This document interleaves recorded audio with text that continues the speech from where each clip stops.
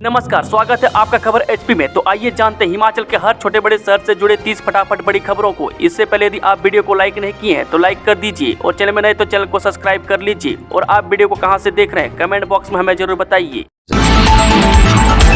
हिमाचल में 10 सितंबर को पेंशन की टेंशन, सुखविंदर सरकार ने फिर लिया 700 करोड़ का कर्ज। जी, हिमाचल में सुखविंदर सिंह सुक्खू के नेतृत्व वाली कांग्रेस सरकार ने फिर से लोन लिया है। सुखविंदर सरकार ने 700 करोड़ रुपए के लोन के लिए प्रक्रिया शुरू की है। ये लोन 11 सितंबर को सरकार के खाते में आएगा। इसके लिए 10 सितंबर को reserve bank of India auction करेगा, चूंकि राज्य सरकार ने पेंशनर्स को 10 तारीख को पेंशन देने के लिए वादा किया है। लिहाजा पेंशन का भुगतान करने के लिए लोन लिया जा रहा है। बता दें कि हिमाचल में एक महीने में पेंशनर्स की पेंशन का बिल 800 करोड़ रुपए बनता है। राज्य सरकार के खजाने में केंद्रीय करों के हिस्सेदारी के रूप में 10 सितंबर को 740 करोड़ रुपए की रकम केंद्र से आनी है। उससे पेंशन का खर्च निकल जाएगा और फिर 11 सितंबर को राज्य सरकार के खजाने में कर्ज के 700 करोड़ रुपए भी आ जाएंगे। संजौली मस्जिद मामले में हिंदू संगठनों का प्रदर्शन, सरकार को दिया 15 दिन का अल्टीमेटम, सीएम बोले कानून से ऊपर कोई नहीं। जी, हिमाचल प्रदेश की राजधानी शिमला इन दिनों एक मस्जिद के निर्माण को लेकर सुर्खियों में है। दरअसल स्थानीय लोग इसे अवैध बता रहे हैं और ये मामला सड़क से लेकर हिमाचल की विधानसभा तक पहुंच चुका है। गुरुवार को हिंदू संगठनों ने शिमला के उपनगर संजौली में एक विशाल रैली निकाली, जिसे लेकर शिमला पुलिस के जवान चप्पे चप्पे पर तैनात रहे। बता दें कि हिंदू जागरण मंच के अध्यक्ष कमल गौतम ने कहा कि बुधवार को विधानसभा में हिमाचल सरकार के मंत्री ने बताया कि संजौली में बनी 5 मंजिला मस्जिद अवैध है। प्रशासन की मनाही के बाद भी इसका निर्माण किया गया है। इसलिए जब सरकार के मंत्री मान चुके हैं कि मस्जिद अवैध है तो इसे हटाया जाना चाहिए। कमल गौतम ने कहा कि हिमाचल प्रदेश बाहरी राज्यों के लोगों की शरण स्थली बन रहा है, जिससे कानून व्यवस्था बिगड़ रही है। इसलिए सरकार को इस ओर ध्यान देना चाहिए और कार्रवाई करनी चाहिए। ये मामला पिछले कई सालों से लंबित है, इसलिए इस पर 15 दिन में फैसला नहीं लिया गया तो शिमला में बड़ा प्रदर्शन करेंगे। बाहर से हिमाचल आने वाले लोगों की वेरिफिकेशन का सरकार रखेगी खास ख्याल, मस्जिद मामले में कानून के तहत होगी कार्रवाई। इन दिनों राजधानी शिमला में अवैध मस्जिद निर्माण का मामला गरमाया हुआ है। गुरुवार को शिमला में इसको लेकर विभिन्न संगठनों के लोगों ने जमकर प्रदर्शन किया। वहीं लोक निर्माण विभाग मंत्री विक्रमादित्य सिंह ने भी इस मामले को लेकर अपनी प्रतिक्रिया दी है। मंत्री विक्रमादित्य सिंह ने कहा कि कानून के ऊपर कोई नहीं है। सरकार सांप्रदायिक मुद्दों में नहीं फंसती है और न ही फंसेंगी। मस्जिद मामले को लेकर कानून के तहत कार्रवाई की जाएगी। हिमाचल प्रदेश के बाहर से राज्य में आने वाले लोगों की पहचान रखना जरूरी है। यह सरकार का दायित्व है। इसको लेकर सरकार खास ध्यान रखेगी। यह कदम सुरक्षा की दृष्टि से महत्वपूर्ण है। HRTC ने लॉन्च किया मोबिलिटी कार्ड, दिल्ली मेट्रो से लेकर इन जगहों पर बिना इंटरनेट के मिलेगी सुविधा। जी हां, मुख्यमंत्री सुखविंदर सुक्खू ने कैशलेस यात्रा को प्रोत्साहित करने के उद्देश्य से हिमाचल पथ परिवहन निगम ने नेशनल कॉमन मोबिलिटी कार्ड की सुविधा का शुभारंभ किया। हिमाचल पथ परिवहन निगम की बसों में क्रेडिट कार्ड, डेबिट कार्ड और UPI के अलावा अब यात्री नेशनल कॉमन मोबिलिटी कार्ड के जरिए भी किराए का भुगतान कर सकेंगे। इस कार्ड के माध्यम से यात्री देश भर में कई तरह की सेवाओं का कैशलेस तरीके से लाभ उठा पाएंगे। मुख्यमंत्री ने कहा कि हिमाचल पथ परिवहन निगम देश का पहला ऐसा राज्य परिवहन उपक्रम है जिसने इस सुविधा की शुरुआत की है। सीएम ने कहा कि राज्य सरकार की यह पहल सार्वजनिक परिवहन के क्षेत्र में मील का पत्थर साबित होगी और परिवहन को कारगर बनाने व यात्रियों को आरामदायक और सुविधाजनक सफर प्रदान करने में सहायता सिद्ध होगी। शिक्षकों के तबादलों में दोहरे मापदंड पर हाईकोर्ट की सख्ती, प्रारंभिक शिक्षा निदेशक के खिलाफ अदालत की कड़ी टिप्पणी। हिमाचल प्रदेश से हाईकोर्ट ने शिक्षकों के तबादलों पर दोहरा मापदंड अपनाने पर सख्त नाराजगी जताई है। अदालत ने इसके लिए राज्य सरकार के प्रारंभिक शिक्षा निदेशक के खिलाफ कड़ी टिप्पणी भी की है। हाईकोर्ट ने मुख्य सचिव व शिक्षा विभाग के सचिव को आदेश जारी किए हैं कि वे प्रारंभिक शिक्षा निदेशक के दोहरे मापदंडों के बारे में अवगत करवाएं। यही नहीं, हाईकोर्ट ने शिक्षा सचिव से पूछा है कि क्या वह प्रारंभिक शिक्षा निदेशक के इन दोहरे मापदंडों से अवगत है। यदि अवगत है तो उक्त शिक्षा निदेशक के खिलाफ कोई कार्रवाई क्यों नहीं की गई। यदि अवगत नहीं है तो प्रारंभिक शिक्षा निदेशक के खिलाफ क्या एक्शन किया जाएगा। हाईकोर्ट ने याचिका का निपटारा करते हुए प्रारंभिक शिक्षा निदेशक को प्रार्थी के प्रतिवेदन पर 4 सप्ताह के भीतर निर्णय लेने के आदेश जारी किए हैं। इसके बाद प्रारंभिक शिक्षा निदेशक ने प्रतिवेदन खारिज करते हुए कहा है कि मौजूदा शैक्षणिक सत्र के मध्य में प्रार्थी का तबादला करना प्रशासनिक और जनहित में वाजिब नहीं है। इस आदेश को प्रार्थी ने फिर से अदालत में चुनौती दी। प्रार्थी ने अदालत को बताया प्रारंभिक शिक्षा निदेशक ने भेदभावपूर्ण तरीके से उसके प्रतिवेदन को खारिज किया है। आदेश की अनुपालना न होने से पीडब्ल्यूडी के टॉप ऑफिसर्स पर लटकी जेल जाने की तलवार। हाईकोर्ट ने कहा अदालत का कीमती समय बर्बाद न करें। जी हां, हिमाचल प्रदेश लोक निर्माण विभाग के सचिव व मुख्य अभियंता के जेल जाने की नौबत आ गई है। अदालती आदेश की अनुपालना न होने के कारण ये स्थितियां पैदा हुई है। हाईकोर्ट ने गुरुवार को एक मामले में सुनवाई के दौरान राज्य सरकार के रवैये पर सख्त नाराजगी जताई है। हाईकोर्ट ने अदालती आदेशों की अनुपालना न करने पर सरकार के खिलाफ कड़ी टिप्पणी भी की है। हाईकोर्ट ने यहां तक कहा है कि आदेशों की अनुपालना न करके सरकार अदालत का कीमती समय बर्बाद कर रही है। इसलिए हाईकोर्ट को सरकार का प्रतिनिधित्व करने वाले अफसरों और विभाग का प्रतिनिधित्व करने वाले विभागाध्यक्षों के खिलाफ कड़ी कार्रवाई करने को मजबूर होना पड़ रहा है। हिमाचल के मुख्यमंत्री सुक्खू बोले कानून व्यवस्था को तोड़ा तो सरकार करेगी कार्रवाई। जिस शिमला के संजौली में मस्जिद विवाद को लेकर मुख्यमंत्री सुक्खू ने कहा कि प्रदेश में सभी नागरिक एक समान है, वह सभी धर्मों का सम्मान है। जो भी कानून व्यवस्था को हाथ में लेगा सरकार उस पर कड़ी कार्रवाई करेगी। वह कानून व्यवस्था को हाथ में लेने का किसी के पास कोई अधिकार नहीं है। वह विरोध प्रदर्शन शांतिपूर्वक हो उसका हम सम्मान करते हैं, लेकिन कानून व्यवस्था को तोड़ने की इजाजत न तो किसी राजनेता को है और न ही राजनेता के समर्थक को। वह संजौली विवाद का क्या कारण रहा, क्यों विवाद बढ़ रहा है, इस पर सरकार ने गहनता से विचार किया है। वह शहरी विकास मंत्री इस पर बयान दे चुके हैं। हिमाचल में आने वाला हर आदमी कानून से बंधा है और हमारे सभी साथी भी कानून से बंधे हैं। हिंदूवादी संगठनों ने की नारेबाजी, विवादित ढांचे को गिराने की मांग, 2 दिन का अल्टीमेटम। जे समुदाय विशेष के धार्मिक स्थल में अवैध निर्माण को तोड़ने की मांग को लेकर हिंदूवादी संगठनों ने संजौली बाजार में जोरदार प्रदर्शन किया। इस दौरान संजौली चौक से ढली टनल और यहां से वापस संजौली चौक पर लोगों ने एकत्रित होकर जमकर नारेबाजी की। वे प्रदर्शन को देखते हुए मौके पर बड़ी संख्या में पुलिस बल तैनात रहा। प्रदर्शन के कारण दोपहर करीब 1.5 घंटे वाहनों की आवाजाही प्रभावित रही। इससे लोगों को दिक्कतों का सामना करना पड़ा। दोपहर में बड़ी संख्या में लोग संजौली चौक पर एकत्रित हुए। इसके बाद बाजार में विरोध रैली निकाली गई। इस दौरान पुलिस ने धार्मिक स्थल की ओर जाने वाले रास्तों पर पुलिस बल तैनात किया था। वह सबसे पहले सैकड़ों की संख्या में लोग नारेबाजी करते हुए ढली टनल की ओर रवाना हुए। इसके बाद दोबारा संजौली चौक पर पहुंचे। वह संजौली चौक लोगों ने प्रशासन को चेतावनी दी है कि अगर 2 दिनों में अवैध निर्माण नहीं तोड़ा तो वे हजारों की संख्या में एकत्रित होकर दोबारा प्रदर्शन करेंगे। इस दौरान लोगों ने जमकर नारेबाजी भी की। हिमाचल विधानसभा मानसून सत्र के दौरान सदन में राजस्व मंत्री और नेता प्रतिपक्ष के बीच नोकझोंक, सीट से उठने पर बड़ा विवाद। जे विधानसभा में वीरवार को दोपहर बाद सत्ता पक्ष और विपक्ष के बीच तीखी नोकझोंक हुई। मुख्यमंत्री की ओर से नियम 102 के तहत सिक्किम, उत्तराखंड और असम की तरह हिमाचल को भी 100% राहत राशि देने को लेकर संकल्प प्रस्ताव लाया गया। इस पर भाजपा विधायक रणधीर शर्मा की ओर से अपनी बात खत्म करने के बाद राजस्व मंत्री स्पष्टीकरण देने के लिए खड़े हुए। इस मामले ने उस समय तुल पकड़ा जब नेता प्रतिपक्ष जयराम ठाकुर सीट पर खड़े होकर कुछ बोलने लगे। इस पर दोनों के बीच तीखी नोकझोंक हुई और इसी बीच नारेबाजी करते हुए गुस्साए विपक्ष ने सदन से वॉकआउट कर दिया। संसदीय कार्य मंत्री हर्षवर्धन चौहान ने इस पर निंदा प्रस्ताव लाया। विधानसभा अध्यक्ष ने इसे स्वीकार किया है। किन्नौर के पूह में सड़क हादसा, पिकअप गिरने से 3 महिलाओं की मौत, चालक सहित 4 घायल। हिमाचल प्रदेश के किन्नौर जिले के पूह खंड में गुरुवार सुबह बजरी और मनरेगा कामगारों को लेकर जा रही पीछे पिकअप गाड़ी चालक के नियंत्रण खो देने से खाई में जा गिरी। हादसे में पूह की 3 महिलाओं की मौत हो गई, जबकि चालक और 3 अन्य महिलाओं को गंभीर चोटें आई हैं। घायलों को कड़छम से हेलीकॉप्टर के माध्यम से IGMC शिमला भेजा गया। हादसा कैसे हुआ इसके बारे में पुलिस छानबीन कर रही है। पुलिस के मुताबिक हादसा सुबह करीब 8 बजे हुआ। 0 पॉइंट से बजरी और महिला कामगारों को लेकर पिकअप गांधी मोहल्ला स्टेडियम की ओर जा रही थी। स्टेडियम रोड के दूसरे मोड़ से पिकअप नीचे गिरकर सड़क पर पलट गई। इसमें चालक के अलावा 6 महिलाएं सवार थी। निजी कंपनी में नौकरी का क्रेज, साक्षात्कार में पहुंचे 4 राज्यों के युवा, इतनी मिल रही है सैलरी। जो युवाओं में निजी कंपनियों में भी नौकरी का क्रेज कम नहीं है। यह क्रेज मंडी ITI में कैंपस इंटरव्यू में देखने को मिला। मारुति सुजुकी कंपनी ने यह साक्षात्कार करवाए। वह बेहतर सैलरी का ऑफर देकर साक्षात्कार में महिला के अलावा पंजाब, हरियाणा और उत्तराखंड से युवा पहुंचे। वह कंपनी की ओर से चयनित अभ्यर्थियों को 33,400 रुपये हर महीने सैलरी दी जाएगी। वह 2 दिन चली प्रक्रिया के दौरान उम्मीदवार यहीं रहे और सभी औपचारिकताओं को पूरा किया। हिमाचल विधानसभा में सीएम सुक्खू बोले 8 माह में ठीक करेंगे स्वास्थ्य विभाग का सिस्टम। जे मुख्यमंत्री सुखबीर सुक्खू ने कहा कि प्रदेश में स्वास्थ्य विभाग का सिस्टम 8 महीनों में ठीक करना है। मैं आईजीएमसी और टांडा कॉलेज में अस्थायी तौर पर स्टाफ देने की बात कही गई है। मैं जो आदर्श स्वास्थ्य संस्थान खोले हैं उसमें भी स्टाफ भरा जाएगा। मैं सभी पद जल्द भरे जाएंगे। मैं विधायक रीना कश्यप के सवाल का जवाब देते हुए मुख्यमंत्री ने कहा कि 8 माह के बाद किसी को भी शिकायत करने का मौका नहीं मिलेगा। मैं स्वास्थ्य ढांचे को मजबूत किया जा रहा है। इससे पूर्व स्वास्थ्य मंत्री धनराम शांडिल ने कहा कि एनएचएम के माध्यम से विभिन्न श्रेणियों के 1450 और डॉक्टरों के 200 पद भरने की प्रक्रिया चल रही है। ओबीसी पर पलटवार विक्रमादित्य बोले हिमाचल मोहब्बत की दुकान। जी हिमाचल प्रदेश की राजधानी शिमला के संजौली में समुदाय विशेष के धार्मिक स्थल में अवैध निर्माण मामले पर राजनीति भी तेज हो गई है।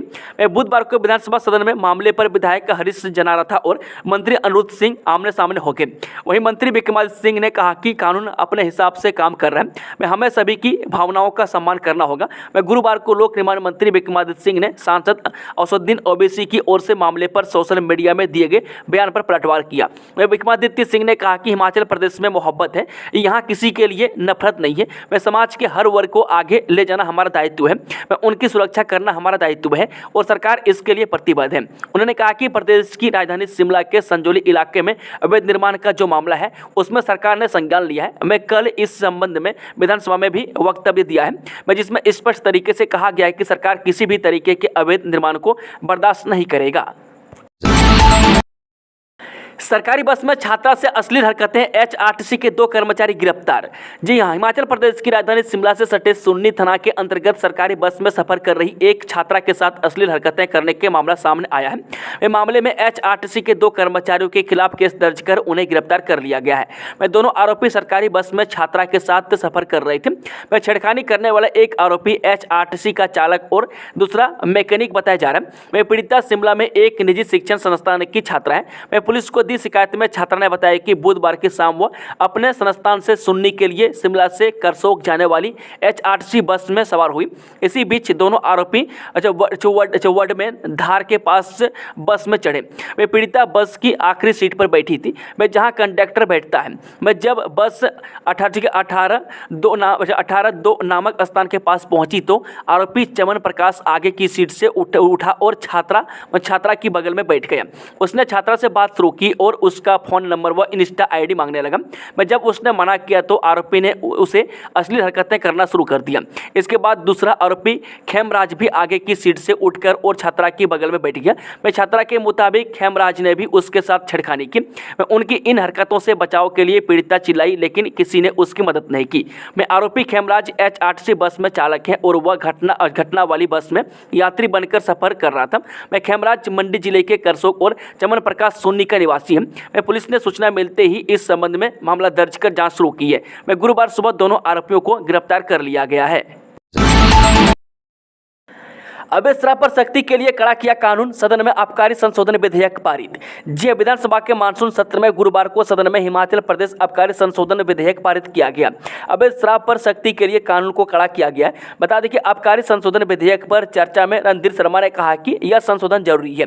विधेयक में बहुत से संशोधन लाकर नियमों को कड़ा किया गया। इसमें पुलिस का काम बढ़ा दिया गया। पुलिस पर पहले ही अधिक बोझ है। थानों में कर्मचारी सीमित हैं, वे थानों के काम के बजाय इसमें उलझे रहते हैं। बड़े वर्षों से आबकारी पुलिस की बात होती रही है। इसे किया जा सकता है। वन विभाग में भी वन रक्षक हैं, पर उन्हें हथियार देने की बात की है। लेकिन यह काम भी नहीं हुआ और पुलिस कर रही है।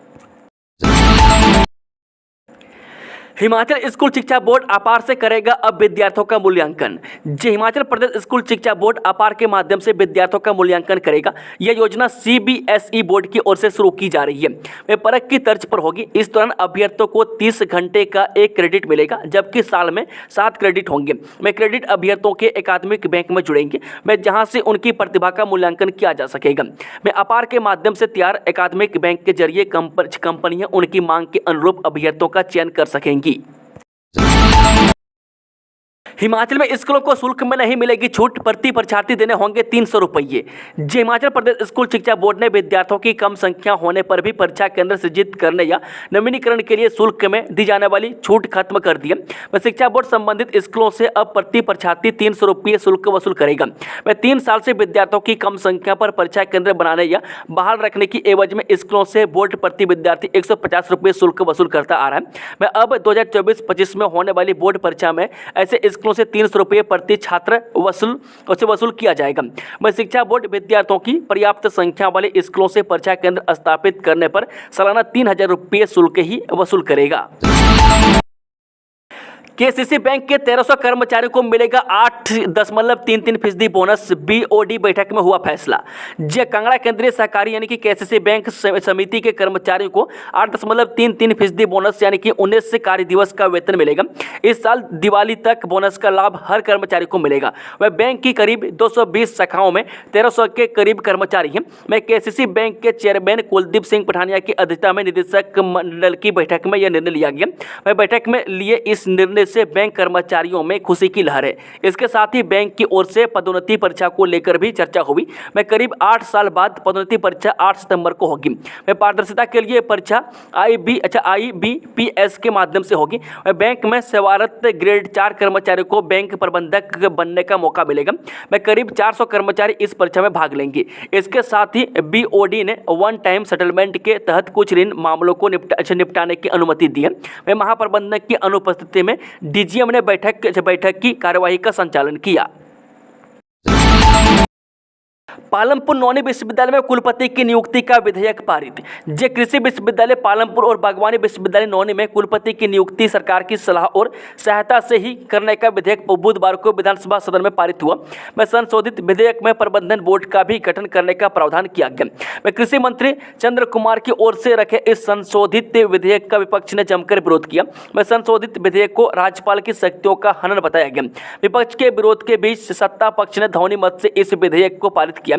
अब यह विधेयक भी राज्यपाल की मंजूरी के लिए राजभवन भेजा जाएगा। मैं बता दें कि कृषि मंत्री चंद्र कुमार ने कहा कि इस विधेयक में राज्यपाल की शक्तियां कम करने की कोई बात नहीं है। विश्वविद्यालयों में जो शोध और पढ़ाई होती है उसकी गरिमा बनाए रखने के लिए संशोधन किया गया। आज विश्वविद्यालयों में एक ही विचारधारा के लोगों को लाया जा रहा है। यह देश हित में नहीं है। शिक्षक नियुक्त करने के लिए योग्यता को दरकिनार कर दिया गया। सरकार की ओर से राजभवन को दो विधेयक भेजे गए थे। 2 बार इन पर आपत्तियां लगाई गई। दोनों बार सरकार ने अपना पक्ष रखा।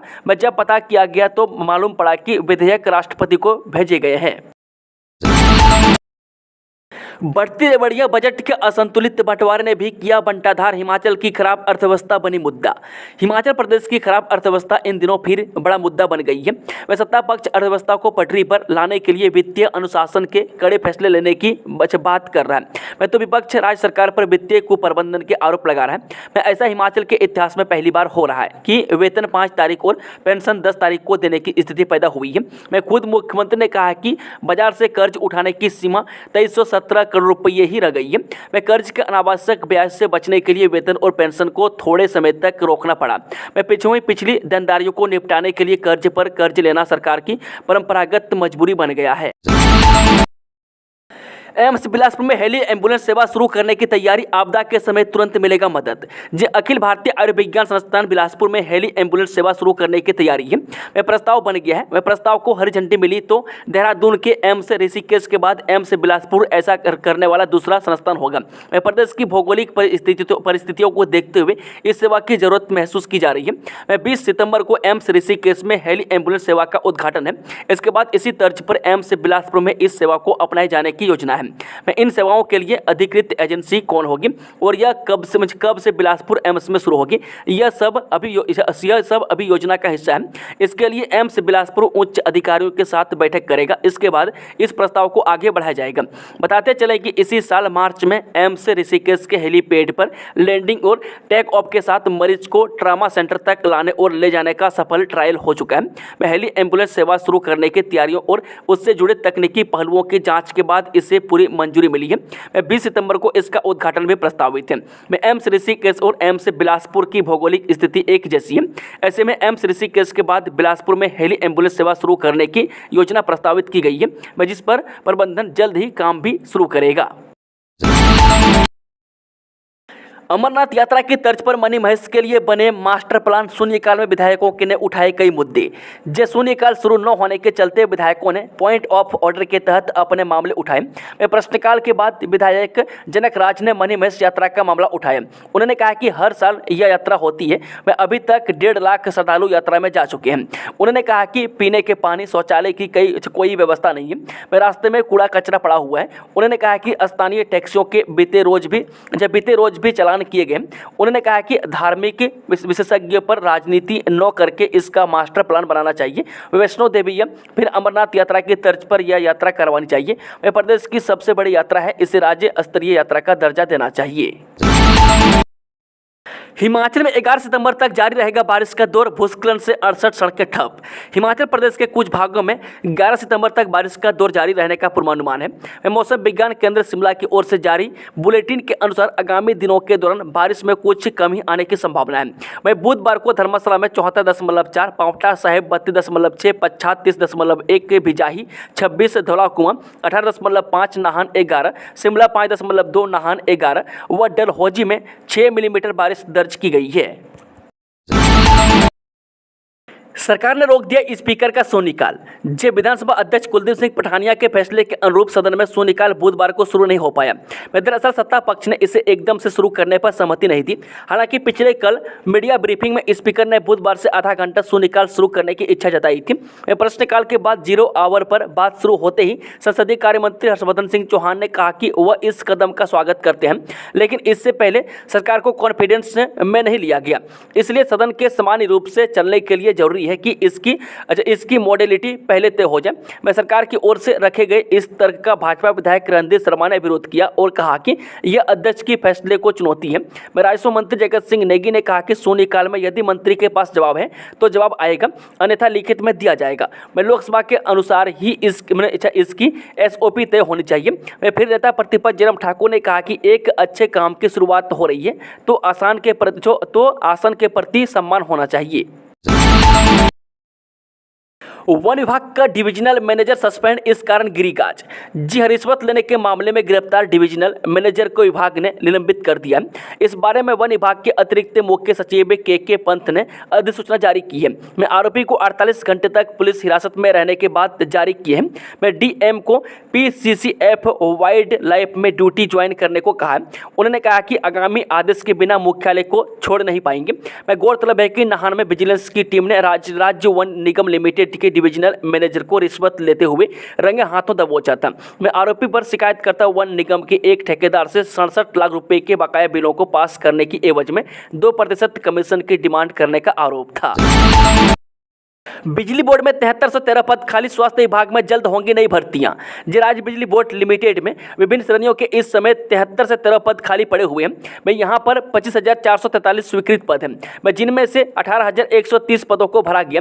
यह जानकारी बुधवार को विधानसभा में विधायक चंद्रशेखर के सवाल पर दी गई है। सरकार की तरफ से लिखित रूप में बताया गया है कि सरकार को इस साल बोर्ड को 2200 करोड़ तक की सब्सिडी देनी होगी, जिसमें अब सरकार कटौती करने जा रही है। बताया गया कि बिजली बोर्ड में युक्तिकरण की कवायद चल रही है, जिसके चलते 2 सिविल सर्किल व 1 कंस्ट्रक्शन सर्किल के साथ डिवीजन व सब डिवीजनों को बंद कर दिया गया। इसके साथ 286 पद अलग अलग श्रेणियों के भी खत्म किए गए हैं। PM श्री में 324 करोड़ से स्मार्ट बनेंगे 180 school. Prime minister schools for rising India यानी PM श्री में हिमाचल प्रदेश के चयनित 180 स्कूल 324 करोड़ से स्मार्ट बनेंगे। राइजनिंग इंडिया के स्कूल बनाने को केंद्र सरकार हर चयनित स्कूल को 1 करोड़ 80 लाख का बजट प्रदान करेगी। इससे स्कूलों में इंफ्रास्ट्रक्चर डेवलपमेंट के तहत smart classroom, lab, sports ground, green school बनाने, सोलर पैनल सिस्टम स्थापित करने सहित अन्य उच्च स्तरीय सुविधाएं प्रदान की जाएंगी। केंद्र सरकार की ओर से देश भर में चयनित चिन्हित 14,500 स्कूलों की 2027 तक तस्वीर बदलने का लक्ष्य रखा गया। इसके लिए अब जल्द ही पहली किस्त के रूप में इंफ्रास्ट्रक्चर के बेसिक डेवलपमेंट के लिए सितंबर-अक्टूबर माह में स्कूलों को समग्र शिक्षा के तहत पैसा मिल जाएगा। वहीं पीएम श्री योजना के अंतर्गत प्रदेश में 180 स्कूलों का चयन किया गया। इनमें राज्य के 56 प्राइमरी, 5 माध्यमिक और 119 सीनियर सेकेंडरी स्कूल शामिल हैं। बता दें कि इन स्कूलों में अति आधुनिक स्टेट ऑफ आर्ट सुविधाएं विकसित की जाएंगी ताकि ये स्कूल राज्य के बाकी शिक्षण संस्थानों के लिए एक मॉडल के रूप में कार्य कर सके। उक्त स्कूल अपने ब्लॉक के मेंटर स्कूल भी होंगे जिसमें सुविधाएं विकसित होने पर ट्रेनिंग सहित अन्य संचालन भी उक्त से ही हो पाएंगे। नेशनल एजुकेशन पॉलिसी 2022 के अंतर्गत चलाए जाने वाले इन स्कूलों में ढांचागत सुविधाएं विकसित की जाएंगी। देश भर में ऐसे 14,500 पीएम श्री स्कूल खोले गए जिसमें केंद्र द्वारा हिमाचल के 180 स्कूल इस योजना में लिए गए। पीएम श्री स्कूलों में राष्ट्रीय शिक्षा नीति के सभी घटकों की झलक होगी। इनमें अति आधुनिक smart classroom, lab, solar panel system, green school यानी पर्यावरण फ्रेंडली, खेल मैदान, एसएमसी सिस्टम, राष्ट्रीय व अंतर्राष्ट्रीय स्तर के रिसोर्स पर्सन भी स्कूलों में पहुंचेंगे जिससे छात्रों को पुस्तकों के अलावा प्रैक्टिस से भी सीख पाएंगे। महिलाएं पौधे बचाएंगी और पैसे कमाएंगी। जी हाँ, मुख्यमंत्री सुखविंदर सुक्खू ने कहा कि पंचायतों में महिला मंडलों के सहयोग से जंगलों में लगाए जाने वाले पौधों का संरक्षण किया जाएगा। इसकी एवज में महिला मंडलों को पैसा भी दिया जाएगा जो उनकी कमाई का जरिया बनेगा। लाहौल स्पीति से इसकी शुरुआत हो गई है। इसके साथ सरकार वनों का आगजनी की घटनाओं से बचाने और पौधों के संरक्षण को सुनिश्चित करने के लिए भविष्य में वन मित्रों की भी भर्ती करेगी और यह भर्ती टेम्पोररी आधार पर होगी। बुधवार को विधानसभा में विधायक रणधीर शर्मा द्वारा पूछे गए सवाल के जवाब में मुख्यमंत्री सुखविंदर सिंह सुक्खू ने यह जानकारी सदन को दी है। मुख्यमंत्री ने माना है कि हर साल लाखों पौधे लगाए जाते हैं जिस पर करोड़ों रुपए का खर्च किया जाता है, मगर इन पौधों की सर्वाइवल रेट मात्र 50% तक है। उन्होंने कहा है कि जिस पंचायत में पौधारोपण होगा वहां के महिला मंडल को भी इसमें शामिल किया जाएगा। उन्होंने कहा कि पौधारोपण अभियान में 60% फलदार पौधे ही लगाए जाने का प्रावधान किया गया। विधायक रणधीर शर्मा द्वारा वन मित्रों में वन विभाग की योजनाओं के तहत धन के आवंटन में पक्षपात के आरोपों को सीएम ने नकारते हुए कहा कि इसमें कोई भेदभाव नहीं हो रहा है और इस सभी हलकों में बराबर पैसा बांटा जा रहा है। नौकरी चाहिए तो 10 को आए आईटीआई गरनोटा, 800 युवाओं को मिलेगा रोजगार। आईटीआई गरनोटा के प्रांगण में 10 सितंबर मंगलवार को सुजुकी मोटर गुजरात से निजी उद्योग रोजगार मेले का आयोजन करेगी। इस रोजगार मेले में 800 युवाओं को मिलेगा रोजगार।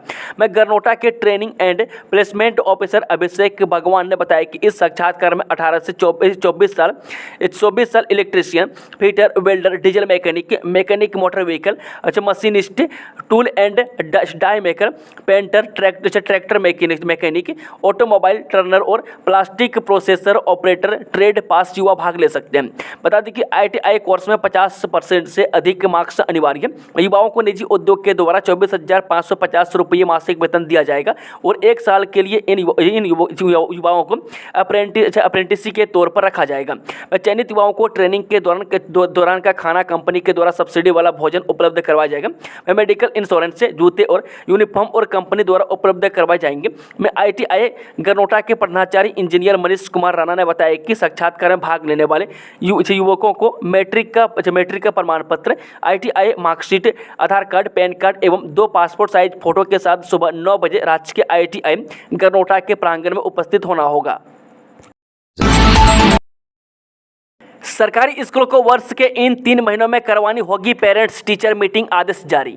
जी हां, प्रदेश के सरकारी स्कूलों को वर्ष में 3 बार पेरेंट्स टीचर मीटिंग करवानी होगी। उच्च शिक्षा विभाग की ओर से स्कूलों को एक बार फिर यह निर्देश जारी किए गए। इसके तहत स्कूलों को जून, सितंबर और नवंबर महीने के पहले सप्ताह में यह मीटिंग करवाने को कहा गया और साथ ही इसकी रिपोर्ट भी निदेशालय को भेजने के निर्देश दिए गए। इसी के साथ विभाग ने जून महीने में कितने स्कूलों ने यह मीटिंग करवाई, इसकी रिपोर्ट भी जिलों से तलब की है। बता दें कि मीटिंग में बच्चों की परफॉर्मेंस के बारे में भी अभिभावकों से चर्चा की जाएगी। इसकी रिपोर्ट भी स्कूलों को देने को कहा गया। इसके अलावा इसमें नई योजनाएं भी बनाई जा सकती है। हालांकि विभाग ने इसके लिए परफॉर्मा भी जारी किया गया, जिसे भरकर स्कूलों को देने को कहा गया। इसी कड़ी में जिला शिमला के उप निदेशक उच्च लेखराज भारद्वाज की ओर से स्कूलों से उक्त रिपोर्ट देने के निर्देश दिए गए ताकि इसे समय पर निदेशालय को भेजा जा सके। दोस्तों खबरों का सिलसिला समाप्त होता है। कि जानकारी पसंद आई तो वीडियो को लाइक शेयर, चैनल को सब्सक्राइब जरूर कर लें और कमेंट बॉक्स में कमेंट करके बताएं कि आप न्यूज़ को किस जिले पंचायत से देख रहे हैं। Thank you, all the best. जय हिंद, जय हिमाचल।